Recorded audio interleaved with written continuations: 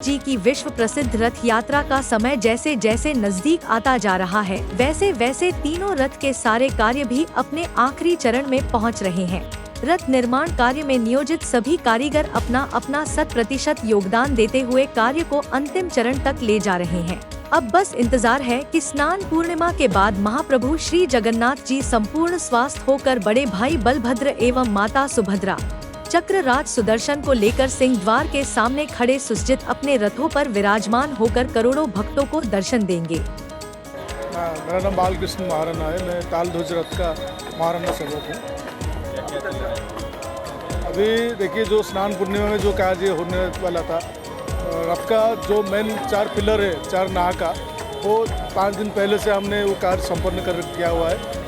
क्योंकि कार्य में बहुत अग्रगति दिखा रहा है। सुबह 8 से शाम 8 तक काम हो रहा है, इसीलिए जो भी काम यहाँ ख़त्म हो रहा है रथ के अंदर, उस काम को रथ के ऊपर फिटिंग करने के बाद ही दूसरे काम के प्रति हम अग्रसर होते। तो इस तरह के पहला चारों तरफ नाह का उठने के बाद तो जो तीनों घर उसके ऊपर रह गए, तीनों भूमि, पहला भूमि का कार्य समाप्त होकर वो इस सेवक के द्वारा वो फिर से खोला गया है। उसके बाद में जब चारों तरफ झोंका लगा जाएगा, चारों तरफ से चारों कोनों में झोंका 16 झोंका लगाने के बाद पहला भूमि जो उसका तैयार होकर रहा है, उसका जो 6 काट है, छकाट, तो छकाट भोई सेवक के द्वारा लगाया जाएगा और उनका जो 4 नंबर हरिबोल वो लोग देंगे, उस तरह 9 हरिबोल से उनका 4 नंबर हरिबोल उस तरह पड़ेगा। इसके बाद द्वितीय भूमि, तृतीय भूमि और पोटल, चारों तरफ का द्वार भड़ा, ये सब तैयार करने के लिए हम अग्रसर हैं। कम से कम यहाँ से हमारे रथ में कम से कम तीनों रथ में 75 कारीगर है, 77 भोई सेवक है, हमारे असिस्टेंट कमार सेवक 20-22 कमार सेवक हैं, रूपकार, चित्रकार, सब इस तरह के 7 रथी, तो 7 कारीगर लोग मिलकर ही रथ बनाते हैं। ये तो सेवा है ज़िंदगी में, हमारी ज़िंदगी में इससे बड़ा महत्वपूर्ण कार्य हमारी ज़िंदगी में कोई नहीं है। क्योंकि जिस स्कूल में हम जन्म लिया है, उनका सेवा करने के लिए साड़ी बंधा है, उनके सेवक के लिए, सेवक होकर उनका सेवा करने के लिए ये जन्म पाया है हम लोग। तो इस काम में जितना आत्मतृप्ति हमें मिलता है, किसी भी काम में नहीं। जय जगन्नाथ। सौम्य रंजन पंडा।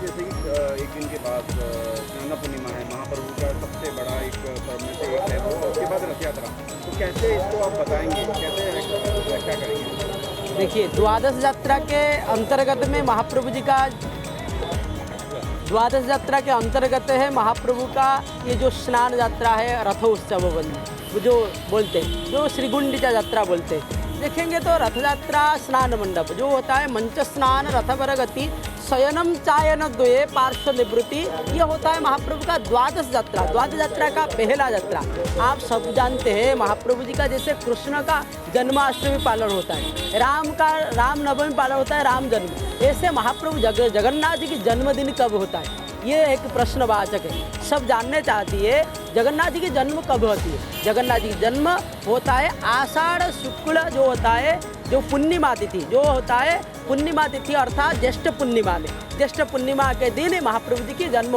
प्राकट्य उत्सव हुआ था। उसके बाद महाप्रभु का भी रथ उत्सव होता है। ये जो स्नान पूर्णिमा होते हैं, महाप्रभु जी का 42 दिन चंदन यात्रा के बाद महाप्रभु जी का शरीर शांत नहीं होता है, क्योंकि गर्म के प्रभाव से महाप्रभु जी के भी गर्म लगते, क्योंकि मानुष्य लीला महाप्रभु के पुरुषोत्तमाख्य सुमतम क्षेत्रम परम पावन जत्रास्ते दारावतनु श्री सो मानुष लीला, उसके लिए महाप्रभु जी बाहर आती है। ये बाहर आने के लिए एक कारण भी, स्नान गुंडिचाए वेनी स्वयं लीला जाहर पतित पावन अर्थ है प्रसाद रुबार। जो भी है, मुसलमान है, क्रिश्चियन है, वो महाप्रभु जी के मंदिर के अंदर नहीं जाती है, उसके लिए महाप्रभु मंच के ऊपर आती है, मंच स्नान करती है। ये स्नान में महाप्रभु जी के 108 गरा स्नान करती है। जैसे महाप्रभु जी जगन्नाथ में 35, 35, 33 बलभद्र का और 22 महाप्रभु देवी सुभद्रा जी का, 18 गरा जो होता है वो सुदर्शन का, ऐसे होता है 108 गरा। 108 गरा में महाप्रभु जी स्नान करेंगे। स्नान के बाद महाप्रभु जी का श्रृंगार होता है, जो कि होता है गणपति वेश, जो होता है हाथी वेश, जो इनको बोलता है। गणपति भट्टा आए थे, उनको दर्शन किए थे गणपति भगवान के जैसा। उसके लिए महाप्रभु जी यहाँ पर गजानन वेश धारण करें। उसके बाद महाप्रभु जी का भोग लगेगा, चतुर्पार्श्व में भोग रखा जाएगा, महाप्रभु जी आस्वादन करेंगे। रात के समय में महाप्रभु जी का बुखार आएगा। उसके बाद अनसर समय आएगा। अनसर दिन महाप्रभु जी अभी चलित वर्ष जो चल रहा है उसी महाप्रभु जी के 13 दिन होता है। उसके बाद महाप्रभु जी आषाढ़ शुक्ल द्वितीया तिथि जो होता है महाप्रभु जी की रथ यात्रा का विश्व प्रसिद्ध रथ यात्रा है। ये भी पतित मानव को उद्धार करके, जो भी पतित है, क्योंकि मुसलमान क्रिश्चियन वो अंदर नहीं जाती है, उसके लिए बाहर महाप्रभु आ जाती है, क्योंकि उनको तारण करने के लिए। ऐसे 4 धाम में कहाँ पर नहीं आप नहीं देखेंगे, मूल विग्रह बाहर आएंगे। मूल विग्रह महाप्रभु जी रथारूढ़ होंगे। महाप्रभु जी का नंदी घोष, ताड़ध्वज, देवदलत, ये तीनों रथ में विराजमान होंगे।